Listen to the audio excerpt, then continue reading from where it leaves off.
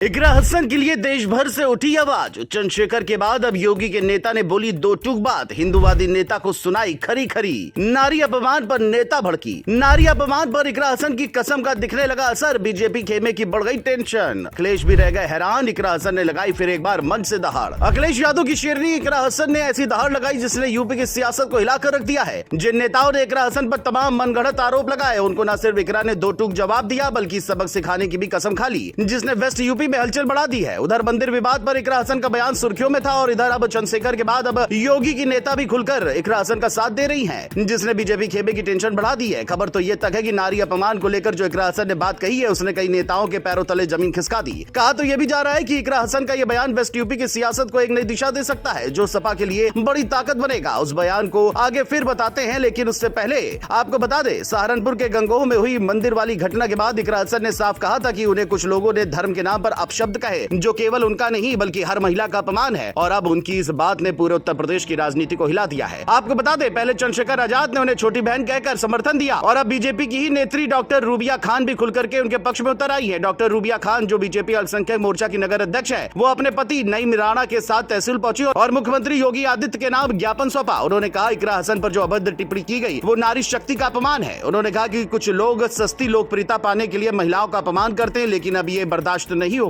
बिना खान ने प्रशासन से मांग की है कि टिप्पणी करने वालों पर सख्त कार्रवाई हो ताकि कोई भी दोबारा किसी महिला के सम्मान को ठेस न पहुंचा सके।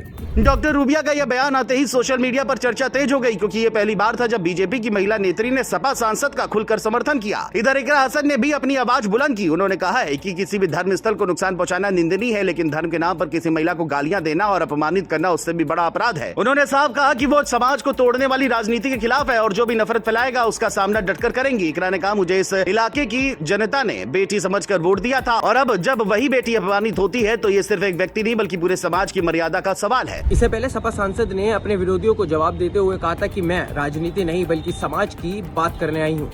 जो लोग समाज को धर्म के नाम पर बांटते हैं वह याद रखें कि मैं डरने या झुकने वाली नहीं हूँ। इकरा हसन का ये बयान तो अब सियासी गलियारों में भी छाया हुआ है। सिर्फ यही नहीं, सोशल मीडिया पर भी उनको इस बयान पर फुल सपोर्ट मिल रहा है जो अखिलेश को वेस्ट यूपी में फायदा पहुंचा सकता है। दरअसल भले ही विधानसभा चुनाव में वक्त है, लेकिन जिस तरह से इकरा हसन और राजकुमार भाटी वेस्ट यूपी में काम कर रहे हैं, सपा की पीडीए कार्यशाला में जाकर लोगों को अपने साथ जोड़ रहे हैं, उसने सत्ता पक्ष के माथे पर भी बल डाल दिया है। राजनीतिक विश्लेषक भी मानते हैं कि इकरा हसन के इस रुख ने न केवल सपा की सियासत को नई ऊर्जा दी बल्कि बीजेपी के भीतर भी एक महिला एकजुटता की लहर खड़ी कर दी है। जहाँ एक तरफ योगी सरकार की महिला नेता उनके समर्थन में उतर आई, वही दूसरी ओर विपक्ष ने भी महिलाओं की आवाज को बुलंद करने की ठान ली है। अब सवाल ये नहीं कि इकरा हसन कौन से दल की सांसद है, अब सवाल ये नहीं कि इकरा हसन कौन से दल की सांसद है। उन्होंने एक ऐसी बहस छेड़ दी है जो दलगत राजनीति से भी ऊपर उठ चुकी है।